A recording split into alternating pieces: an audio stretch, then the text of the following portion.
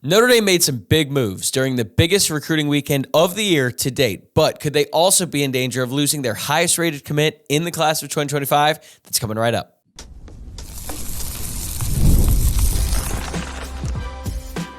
You are Locked On Irish, your daily podcast on the Notre Dame Fighting Irish.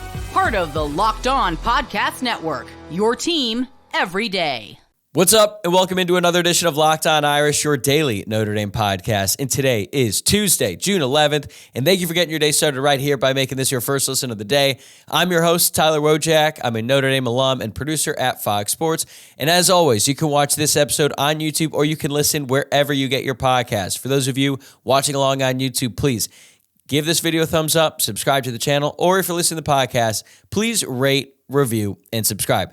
Today's episode is brought to you by LinkedIn Jobs. These days, every new potential hire can feel like a high-stakes wager for your small business. That's why LinkedIn Jobs helps find the right people for your team faster and for free.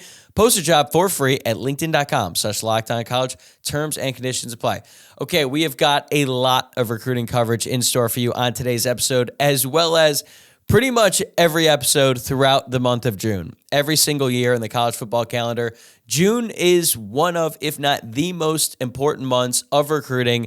There's going to be a ton of official visits happening around the country, which means there's going to be a lot of verbal commitments for guys before they play their senior year of high school. And Notre Dame, who right now has the second highest ranked class in the class of 2025, according to the 24/7 Sports Composite, is going to be right there in the thick of everything. So there were some positive developments from this past weekend. There was also a very concerning one involving Notre Dame's highest rated commit in the class of 2025, four-star safety Ivan Taylor. And the way that I'm going to structure the show is basically like a compliment sandwich. And if you don't know what a compliment sandwich is, it's basically when you compliment someone and then you tell someone something that's not really that encouraging. Maybe it's a critique, maybe it's a criticism, and then you follow that up with another compliment.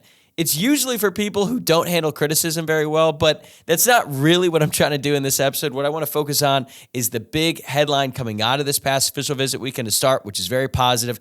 Then I'm going to cover the Ivan Taylor news, and then I want to finish the show off with some really positive developments about Deuce Knight and his playing ability, because he showed out at a 7-on-7 camp this past weekend. And normally, I don't put too much stock into that, but what Deuce Knight showed to me was really noteworthy. So let's start with the official visit weekend.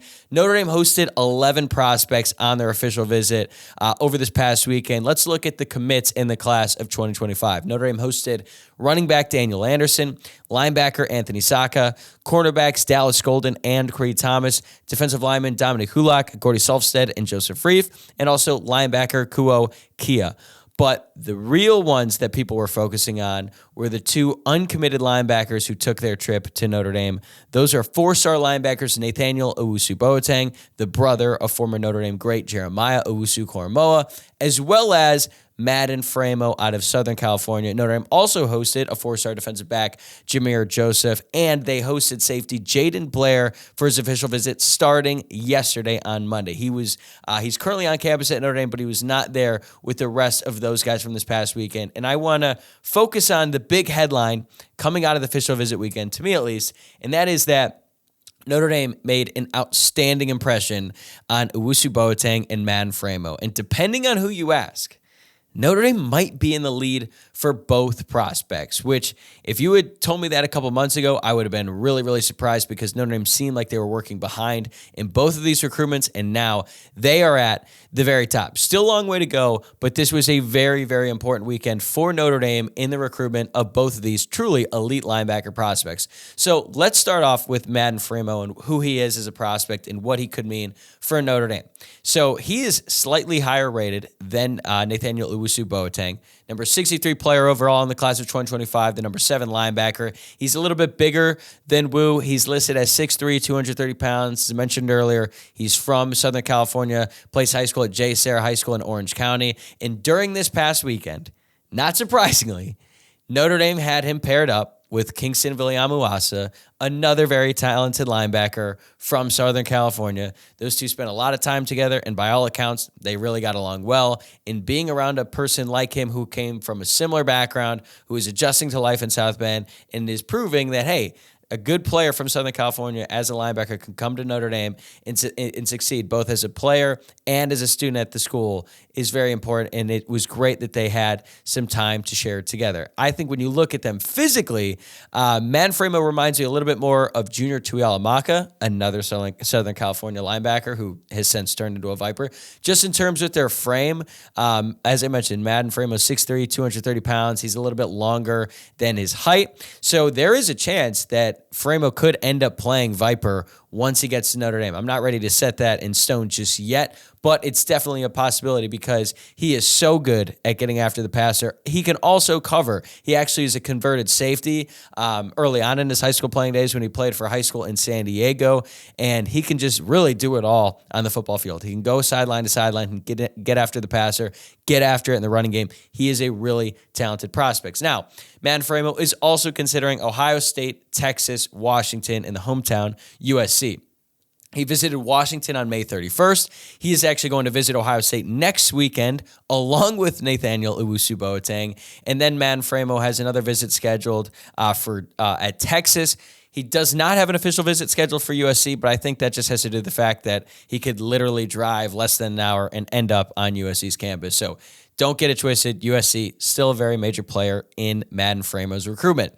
USC is also a major player in Nathaniel Owusu-Boateng's recruitment. As a matter of fact, he was just there last weekend before he came to Notre Dame. Now, Nathaniel Owusu-Boateng is the number 9 linebacker in the composite. He's 6 foot, 205. He is currently at IMG Academy and started out his high school playing days at DeMatha Catholic. So those are two very, very good high school football programs. And over this past weekend when he was on campus at Notre Dame, he spent a lot of time with his brother, Jeremiah Owusu-Koramoah, as well as Jalen Smith. And obviously being able to hang out with your brother on an official visit at a school where he's a literal legend because of how good he was as a football player is going to mean a lot. And then you add Jalen Smith into the mix, who is another one of the best Notre Dame linebackers to ever come through the program. That means a lot. And the fact that Notre Dame was saying, hey, we believe that you can be as talented, or not just as talented as your brother, but as well as Jalen Smith, like that is going to resonate with a high school prospect, and it certainly did with Nathaniel here. And I feel like, outside the fact that they're brothers, I think he plays a lot like Jeremiah.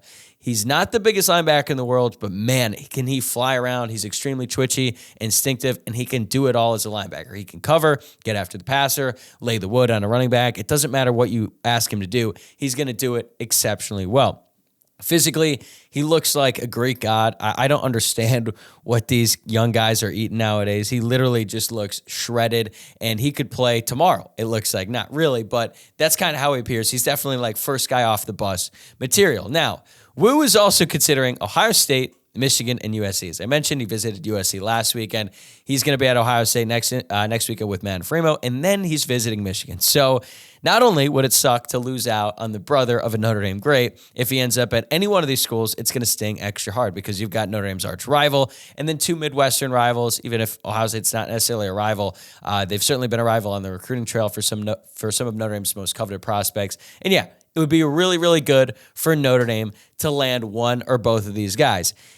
Both of them had great things to say about Notre Dame coming out of the official visit. And I know a lot of the times when you ask any recruit after an official visit, they're all going to say the right things. They're going to be very complimentary. Although I have said before, I would love to see a recruit come out of an official visit where you can be like, that sucked. It was a terrible time. And just be very honest and transparent, because even though I'm sure the prospect would catch some flack by people in the media and some people in the fan base, to me, it would just be funny because we know it happens. And it even happens at Notre Dame, whether we want to admit it or not. I'm sure that there have been some really talented prospects who came through the program and just didn't like it at all, but said all the right things in the post-visit interviews. But I digress. That's not really important here. What is important is the fact that Notre Dame is in the running for both of these guys, because if they were to commit, either one of them, they would be the highest rated linebacker commit in this class. And Notre Dame, although they got Kingston Viliamuasa last year, which was a very, very important pickup at the linebacker position, they also took two developmental guys in Teddy Rizak and Bodie Cohn. So if they were able to follow that up with two guys who look like more sure things, then you would start to feel a little bit more comfortable about the future of that position. And coming out of this weekend, I think that Notre Dame is in a good chance to land at least one of these guys. There are some recruiting insiders out there, who put in official predictions for Matt Framo to land with Notre Dame. I think people are hesitant to put in a pick for Nathaniel Owusu-Boateng because he's said publicly his recruitment is going to last into the fall. He's not going to commit, or he's likely not going to commit before his senior season. He's really going to take his time making a decision, and he is going to spend the full length he can as a recruit, and he's probably going to decide a lot closer to signing day. Matt Framo appears to be in a slightly different timeline, which means Notre Dame might be in better position to land a commitment from him, just given Marcus Freeman's policy and the fact that he wants guys to commit a little bit earlier. But still, Notre Dame has a long way to go in both their recruitments because, as I said, they're both going to be at Ohio State next weekend, and Ohio State has been recruiting at an absolutely elite level. So, if I had to bet on it, I think they're going to land at least one. I'm not sure which just yet, but that's how I'm feeling.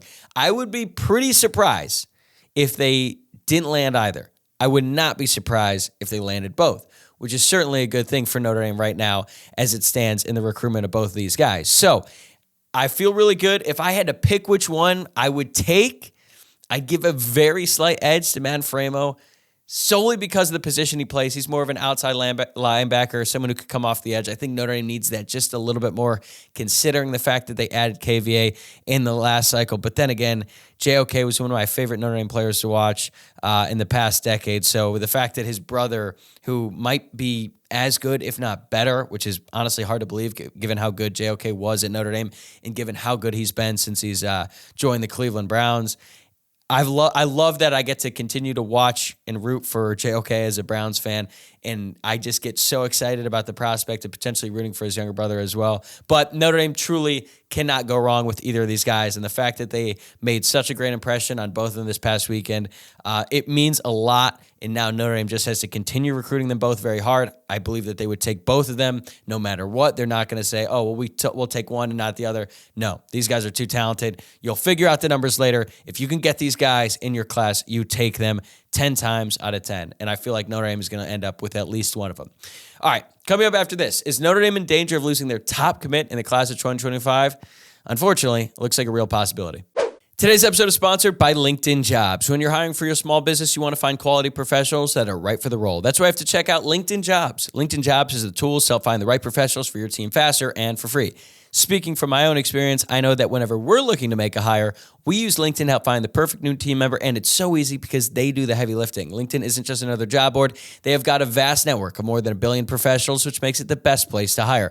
Hiring is easy when you have that many quality candidates. So easy, in fact, that 86% of small businesses get a qualified candidate within 24 hours. It's why owners rate LinkedIn Jobs #1 in delivering quality hires versus leading competitors. Post a job for free at linkedin.com/LockedOnCollege. That's linkedin.com/LockedOnCollege to post your job for free.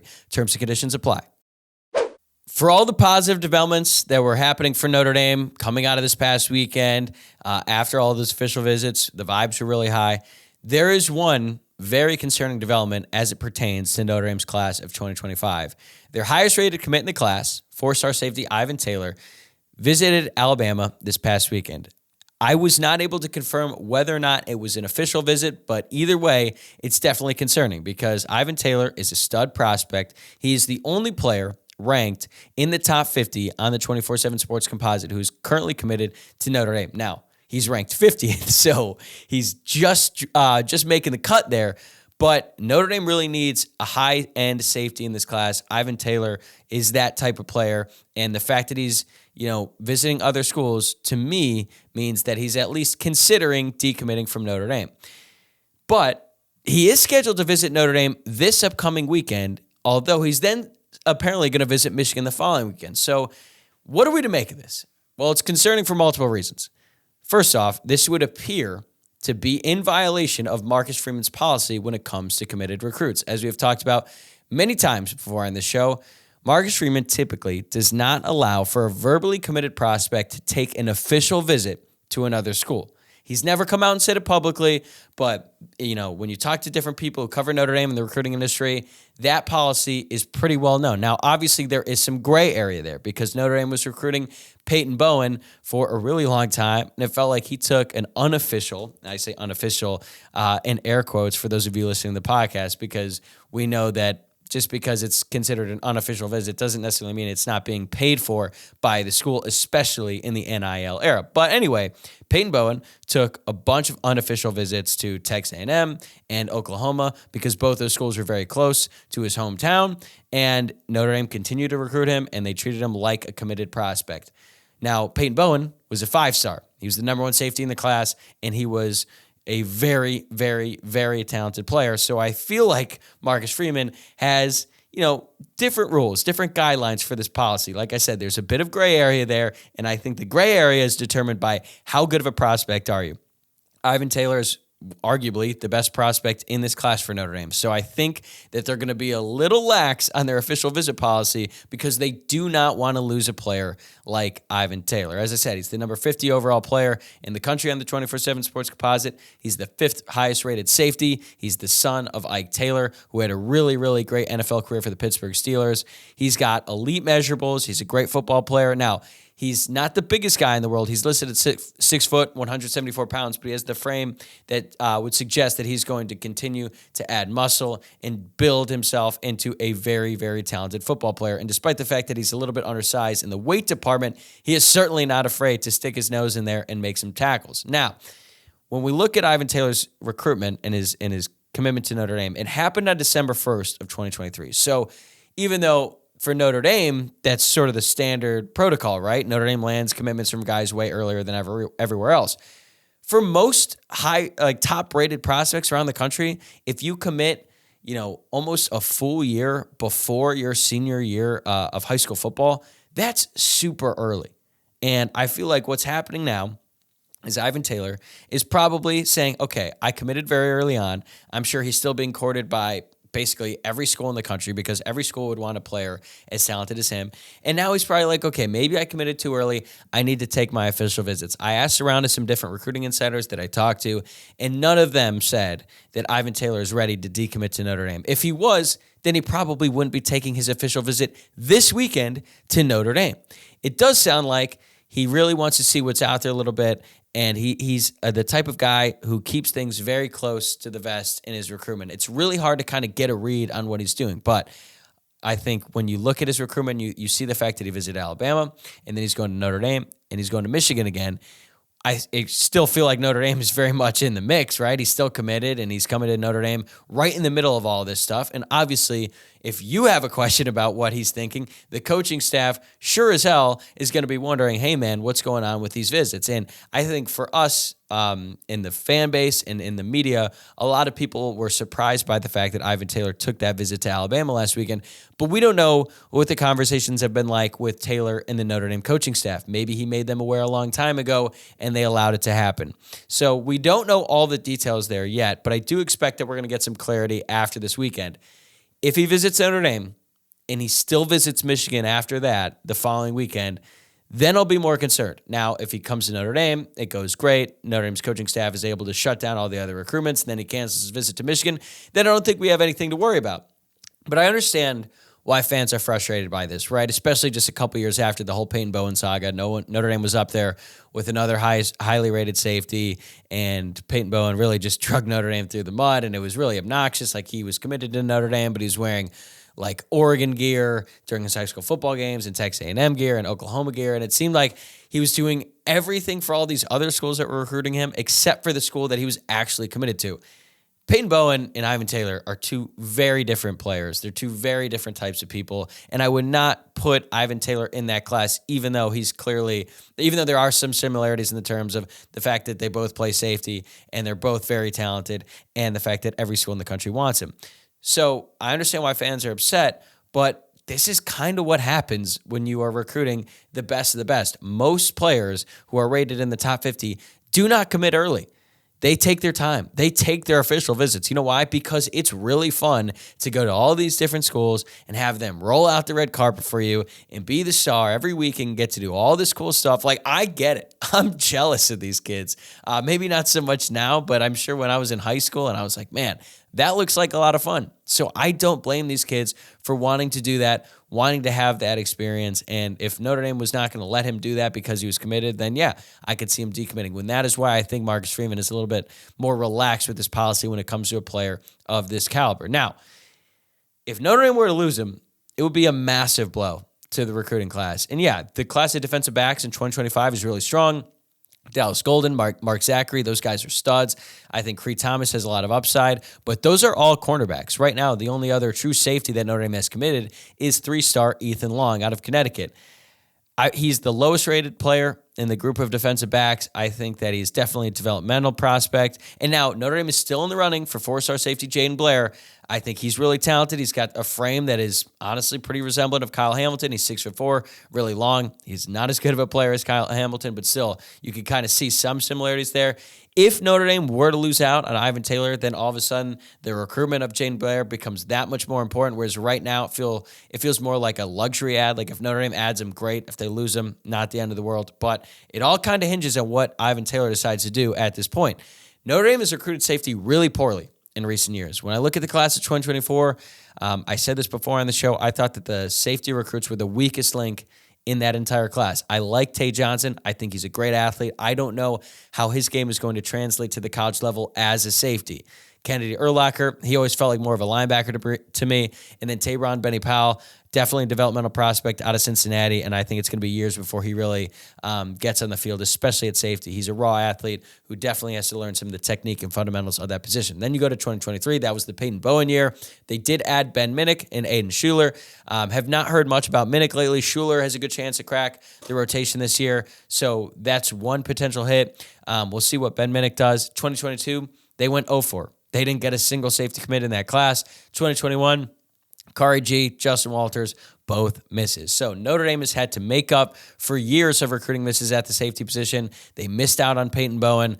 Who knows what's going to happen with the class of 2023 and 2024? Way too early to tell there. But you look at the class of 2025 and see all this momentum Notre Dame has had recruiting on the defensive side of the ball, specifically with the defensive backs, and now it looks like they're finally going to actually land one of those high-rated safety commits. And then for him, if he were to end up decommitting, that would be a big, big blow to the class, to the safety room, and to really Notre Dame's entire defensive backfield.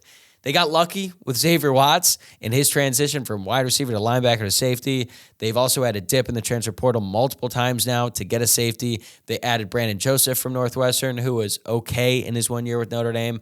Antonio Carter from Rhode Island, who was a miss. And now they've added Rod Hurd. Hopefully Hurd is going to be better than the rest of those guys, but their first two attempts at safeties in the transfer portal did not go that well, and I feel like if they continue to have to do that year in and year out, that is not really a great place to be. So we're going to continue to monitor Ivan's situation, and we're also going to continue to monitor the rise of Notre Dame's top quarterback prospect, Deuce Knight, who absolutely balled out at a 7-on-7 tournament this past weekend. So coming up after this, I'm going to tell you why Deuce Knight is starting to draw comparisons to Vince Young.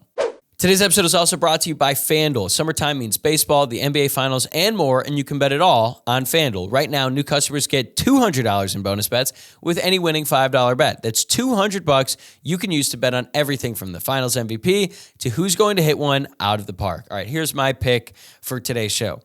I was giving out the Mavericks before the Finals. After 2 games, I have changed my tune. Right now, the Celtics are actually getting 1.5 points in Game 3, and I understand the Mavericks are going to come out. They're going to come out firing. They're desperate, but I just feel like the Boston Celtics are better. So I'm going to take the Celtics plus 1.5 in Game 3. Visit FanDuel.com/lockedon and add a big win to your summer bucket list. FanDuel, America's #1 sportsbook. This past weekend, Notre Dame quarterback commit Deuce Knight was in Tampa to participate in the OT7 camp, and there was a bunch of really talented prospects out there. There were a lot of recruiting insiders who were on the scene covering it all, and it sounds like, by all accounts, Deuce Knight was one of, if not the best player on the football field all weekend long. Now, as a rule, I try not to put too much stock into these 7-on-7s or other camps or performances or things like that, because I understand they are absolutely important in the modern age of recruiting, especially in terms of exposure, getting yourself out there, getting yourself on the field with other highly rated recruits. I get all that, right? But I also think that some people are putting too much emphasis on these camps. Like I just saw, I believe it was Max Preps, posted a graphic on Twitter, and it was like, what do you enjoy watching more? Real football or 7-on-7? And they got ratioed. So many people were criticizing them, making fun of them, that they actually took it down. And maybe they just did it to engage at farm or whatever. But that post I'm going to be honest with you, really pissed me off. And maybe this is just like an old man. This is my first old man yelling at cloud take, whatever you want to call it, right? It really just bothers me how much stock people are putting into these 7-on-7 things and how much they're basically treating it like real football when it's not. Like another thing, and I'm going to get off my high horse here in a second, so just bear with me. Another thing that I cannot stand is when I see like a viral clip on social media of a DB who's lining up in one-on-ones against a receiver they're not wearing pads, right? They might be wearing one of those like helmet pad things or whatever. And then the DB will literally just like grab the receiver by the shoulders as soon as the snap. And then they just like throw him down or clearly hold or interfere, or they do all of these things that they could not actually do on a real football field because they're not wearing pads and the situation is a practice setting, not a real football game, and they get all excited and they start talking trash and all this stuff. It's like, hey man, that would not fly on a real football field. So why are we celebrating it on this practice field with this video? Okay, now that I've said that let's put that behind us and let's talk about the real benefits of these 7-on-7 cams, and particularly for quarterbacks, because whenever we talk about Deuce Knight in particular, it's understood that he's a developmental prospect as a passer. He has elite traits. He's 6'5". He's 205. He can jump over 40 inches. He is running, depending on who you talk to, people say he can run a 4.3 40. That's all great. You know what's also great? When you can make the smart decision with the ball, throw the ball down the field accurately, and give your receiver a chance to catch it. Deuce Knight has struggled a little bit with accuracy in his decision-making in the past, but it seems like he is making real strides as a passer, and that was on full display this past weekend. Here are some comments that I thought were really interesting from people who were there. Let's start with Bud Elliott from 24/7 Sports. Quote, Knight's highlights have always been sick, but what impressed me was the reduction in bad decisions and in bad ball placement. He was decisive and made his layups/free throws, which I had not seen him do with consistency over a whole day, much less a multi-day tournament, end quote. Then you have Andrew Ivins, the director of scouting at 24/7 Sports, who had to say, quote, the dual threat talent out of Lucedale, Mississippi, Georgia County can certainly be streaky as a passer, but he brought his A game as we unofficially had him going 37 of 46 passing for 350 yards with 10 touchdowns and no interceptions, end quote. Those stats certainly jump off the page, but remember, it is 7-on-7. The quarterback is not getting blitzed. He's not wearing pads, and he can throw to these guys in a lot more space. So clearly, he had a really, really big weekend. But one thing that I think really stands out is that he did it over multiple days. And he had shown improvement in his footwork, right? He's moving around in the pocket better, or whatever the pocket is in a 7-on-7 thing. He's also making smarter decisions with the football. And he's not solely relying on his athleticism to bail him out of everything, because he has that. That's always going to be there. He's always going to be able to do that. We know he can do it. He's shown it. It's understood. But what can you do when you can't do that, right? When you are forced to make a play from the pocket, when you have to skate but then continue to look downfield to make a throw and give your receiver a chance to catch it. Right now, Deuce Knight and what he's shown in that department has been a little bit spotty, but he's really starting to show signs of improvement. And I think that whenever you talk about like a developmental prospect, Notre Dame has had a few who were considered developmental prospects at the quarterback positions who frankly did not develop. Well, Deuce Knight is a developmental prospect who is showing real signs of developing, and he hasn't even played his senior year of high school football yet. So you think about it and you're like, okay, if he continues to climb and he continues this ascent, really, the sky's the limit with what he's capable of doing. So Pete Sampson from The Athletic and Tim O'Malley from Irish Illustrated shared that he has drawn some comparisons to Vince Young. Physically, it makes sense. As I said, he's 6'5", 205 pounds. He's going to grow. Once he gets to college, he's going to fill out a lot more. So he is going to be a really, really big quarterback prospect. But in terms of development, there's also some comparisons with Vince Young because it took him time to develop as well. We all remember the final product of Vince Young in college. It's one of the greatest college football players in my lifetime. He had the performance against USC in the Rose Bowl for the national championship, which is quite literally the best game I've ever seen in a championship setting when he knocked off that undefeated USC team in what is perhaps the greatest game in college football history. But what a lot of people don't remember is that it took a while for Vince Young to get to that level. He was a senior or a redshirt junior in that game, and he redshirted his freshman year, and he struggled for a little bit when he became the starter. Now, the hope is that Duce Knight is not going to struggle at Notre Dame because they already have C.J. Carr and the class ahead of him. So they're probably hoping that next year, C.J. Carr takes over the reins. He plays 2 great years as the Notre Dame starting quarterback. He's good enough to go on to the NFL. And then it's Deuce Knight's turn, who will by that point have had 2 years under his belt as a college football player, and he will be ready to go. That is the ideal scenario for Notre Dame, and I'm sure that's what they're pitching to these guys. Now, does it always work out that way? No, because guys transfer, especially quarterbacks. But if Deuce Knight is willing to wait and develop at Notre Dame, I think his potential is truly through the roof. And I understand that the threat of Ole Miss flipping him is always going to be there. I've talked about it before. I think they're a legit threat, given the fact that they've got Lane Kiffin, who's a great recruiter. He has proven that he can really develop quarterbacks. He runs a very exciting offense that is great for quarterbacks to play in. And I feel like the fact that Ole Miss is so close to his home, that is always going to be a factor.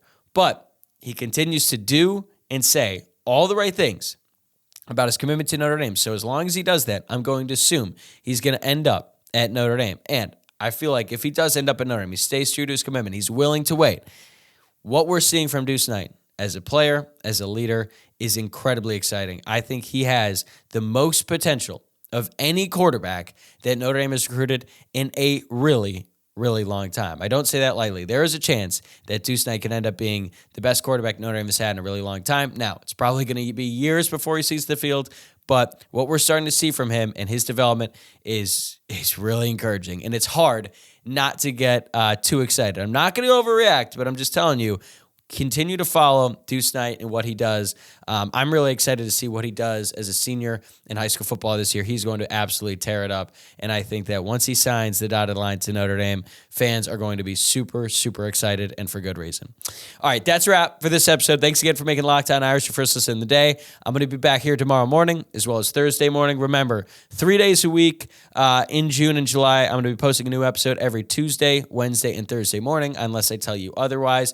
Remember to subscribe to the show on YouTube or wherever you get your podcasts. You can also give us a follow on social media, and I'll see you guys tomorrow.